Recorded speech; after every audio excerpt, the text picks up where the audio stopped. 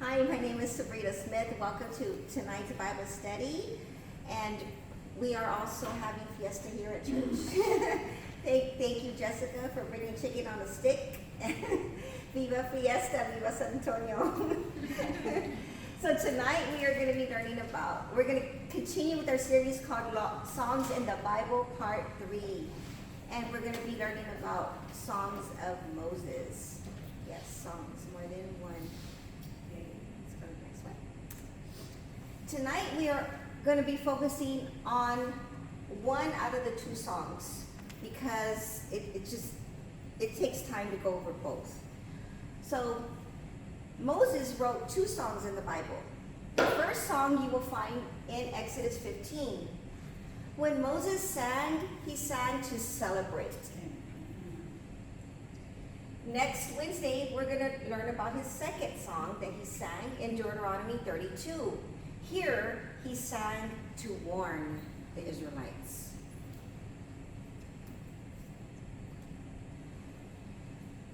We are going to be reading out of the book of Exodus. The Exodus is the second book in the Bible. It's right after Genesis. In the book of Exodus, I pretty much gave you some key points here. It mainly tells how the Israelites were enslaved in Egypt for 400 years. It also explains how God raised up Moses to deliver them from slavery. It mentions also the 10 plagues, the Passover, the crossing of the Red Sea. After they crossed the Red Sea, then that's when God gave the 10 Commandments at Mount Sinai to Moses to give the Israelites to follow. On the right-hand side, it says, I am the Lord your God who brought you out of the land of Egypt, out of the land of slavery. So that's mainly what Exodus is, the whole book of Exodus in a nutshell. And we're going to be focusing on this part right here, the crossing of the Red Sea.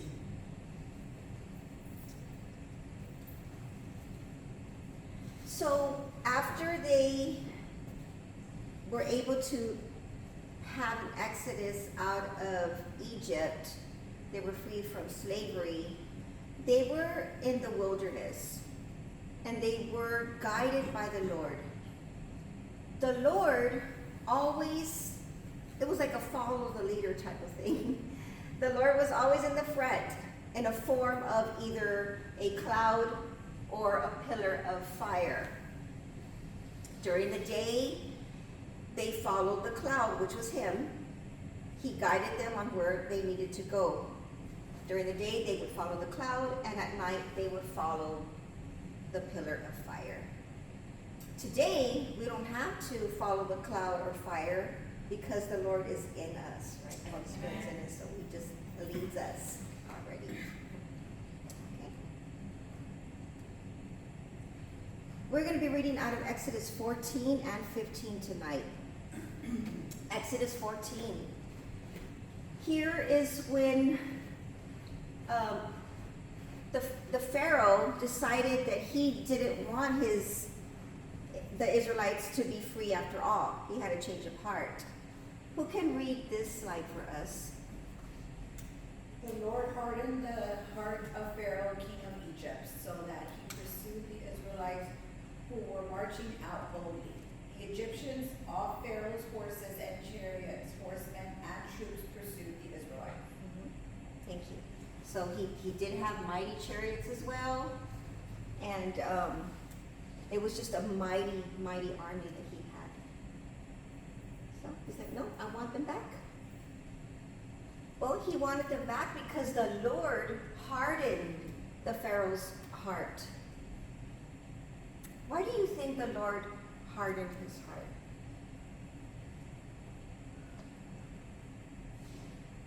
Maybe because the Pharaoh had fulfilled his purpose.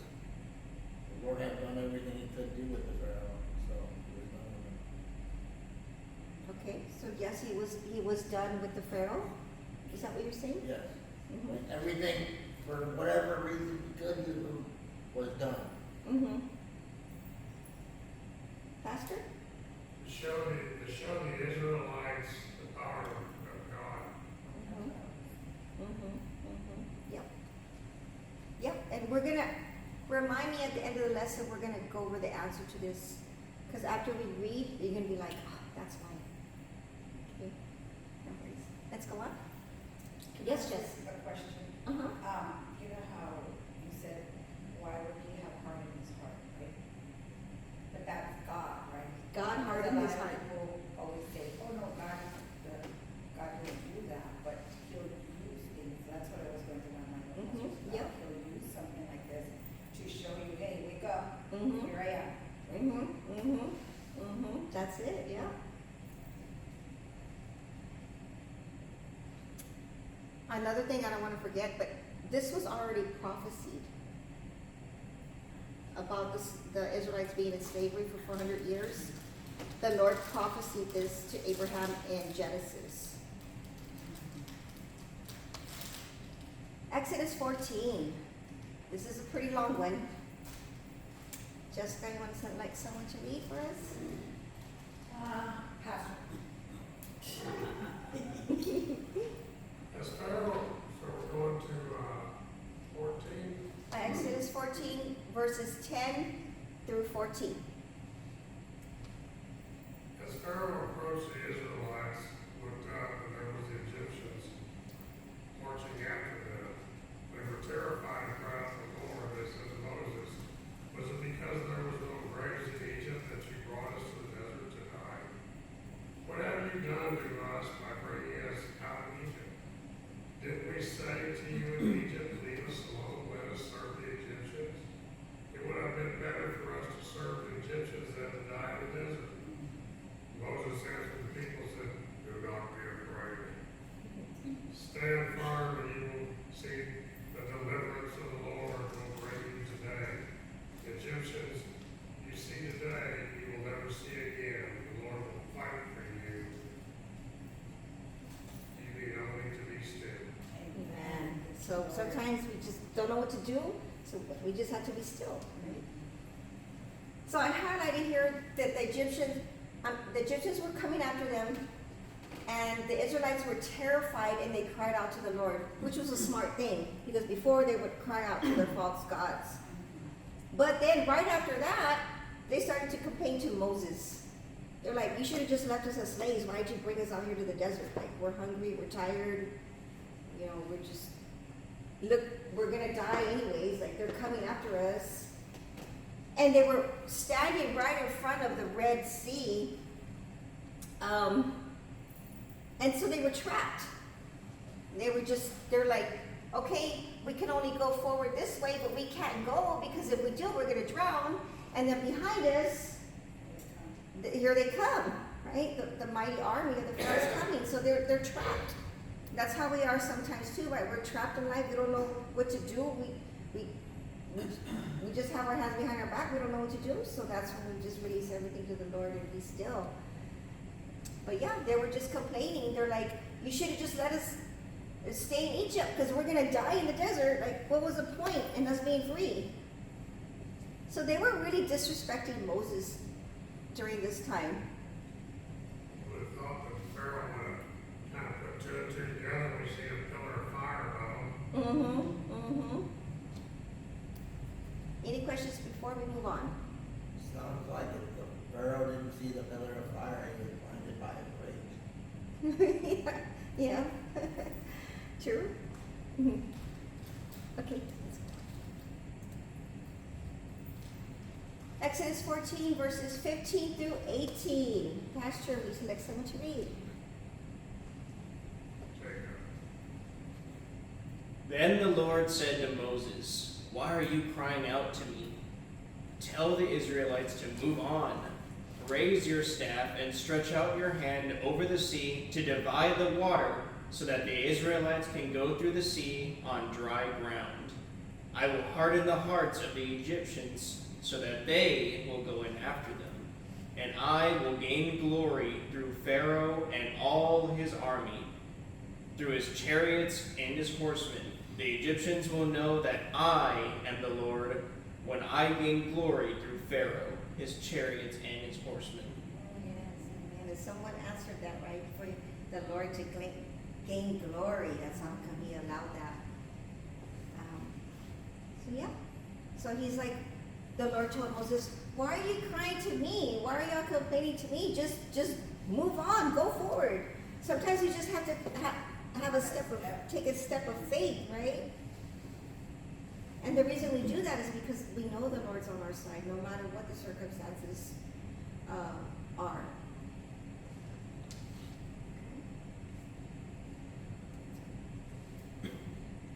Verses 19 through 20. Who wants to read? Okay. I gotta go over there. Okay, no worries. I got glasses now, I could read. I was intimidated to bring them.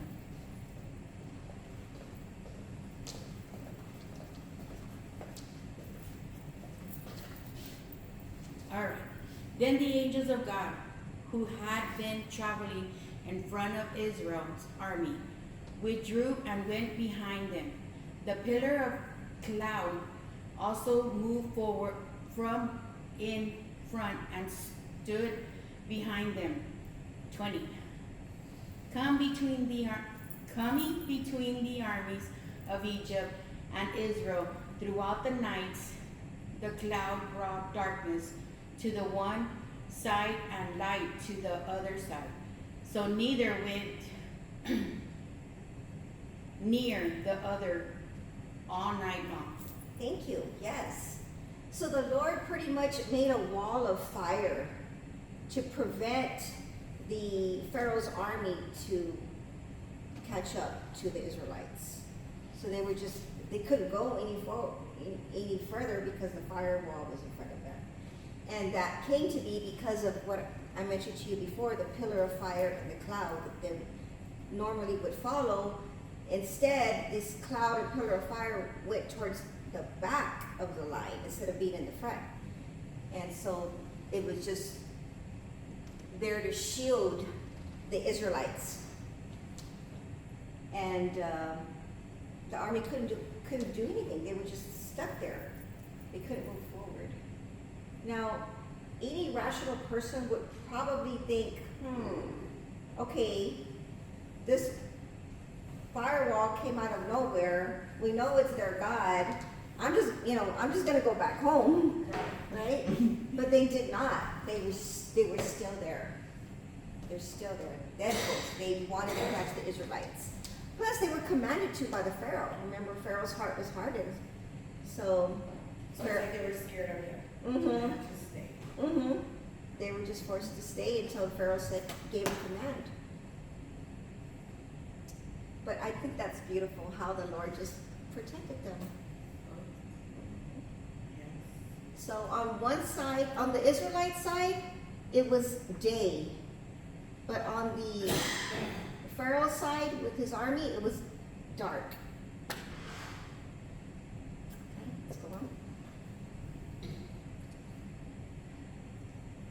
Exodus 14. Then Moses stretched out his hand over the sea, and all that night the Lord drove the sea back with a strong east wind and turned it into dry land. The waters were divided, and the Israelites went through the sea on dry ground, with a wall of water on their right and on their left.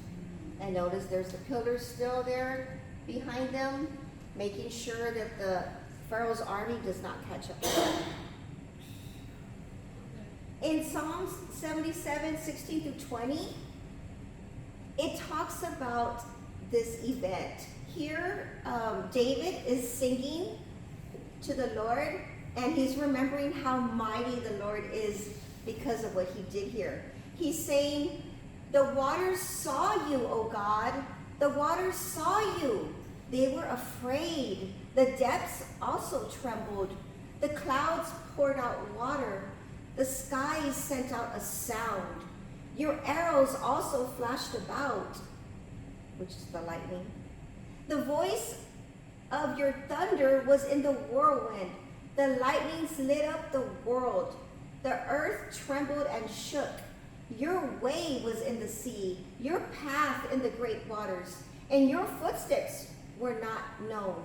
You led your people like a flock by the hand of Moses and Aaron.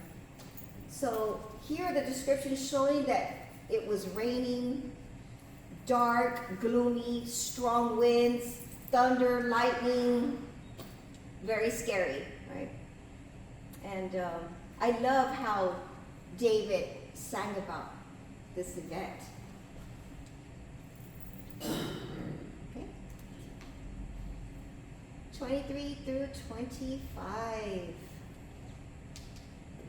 Wants to read. The Egyptians pursued them, and all Pharaoh's horses and chariots and horsemen followed them into the sea. During the last watch of the night, the Lord looked down from the pillar of fire and cloud at the Egyptian army and threw it into confusion. He jammed the wheel of their chariots so that they had difficulty driving, and the Egyptians said, "Let's get away from the Israelites. The Lord is fighting for them against Egypt." I loved how he threw them into confusion. Yes. That's a prayer that I pray sometimes for enemies, that the Lord confuse them. Right? And it works. It does work. I highly recommend it. And it works because it's in God's word, you know. I love it. That's my team. Yeah. So their chariot wheels, even though they were mighty, once again, they were jammed, right? And they're like, okay, we know God's in this. Let's get away from here. All right, let's go on. 26 through 28. Who wants to read? Okay, so then the Lord said to Moses, "Stretch out your hand over the sea, so that the water may follow back over the Egyptians and their chariots and horsemen." Moses stretched out his hand over the sea, and at daybreak, the sea went back into his place. The Egyptians were fleeing towards it, and the Lord swept them into the sea. The water flowed back and covered the chariot and the horsemen, the entire army of Pharaoh that had followed the Israelites into the sea. Not one of them survived. Mess around. They So- found the chariot wheels at the bottom of the Red Sea. They did. Yes. They did. Yes. So here's an answer to the question that I asked earlier about why do you think the Lord hardened the Pharaoh's heart? Well, the entire army of the Pharaoh followed the Israelites into the sea, and not one of them survived. So he had a plan for all of them to be killed. Yeah, big plan. See how mighty the Lord is? When you allow the Lord to fight for you, you win big time. All right, let's go on. But the Israelites went through the sea on dry ground with a wall of water on their right and on their left. That day the Lord saved Israel from the hands of the Egyptians, and Israel saw the Egyptians lying dead on the shore. And when the Israelites saw the mighty hand of the Lord displayed against the Egyptians, the people feared the Lord and put their trust in him and in Moses, his servant. So, when the Israelites saw the Egyptians dead on the shore, they knew without a doubt that they were totally free. They were going to have to go back into slavery because who were they going to be under slavery to? The entire army was wiped out along with the Pharaoh. This also made the Israelites fear the Lord again and trust in Moses. Because remember, before they were complaining to Moses, they didn't have any respect for him. They're like, why did you bring us in? Why did you take us out of slavery? Why, just complaining. But now they're like, okay, without a doubt, the Lord has chosen Moses to lead us, and we're gonna pay attention to him and we're gonna respect him. Sometimes that's what it takes, you know, to be respected. The Lord reveals to people that, hey, this person's in charge. You need to listen to this person. And there was no doubt that he was in charge because he's the one that used his staff to spread The Red Sea. the Red Sea. Yeah. So he couldn't have done that on his own. It had to have been God. So he gained his respect again because the Lord helped him. Any questions on this? Now I can just imagine what they were feeling when they were walking through that Mm-hmm. ocean like that. Mm-hmm. Like, is it gonna come down at any time? Right? I know. It's so scary. So scary. And like the video that we saw earlier where they showed the silhouette of the shark on the side. Uh-huh.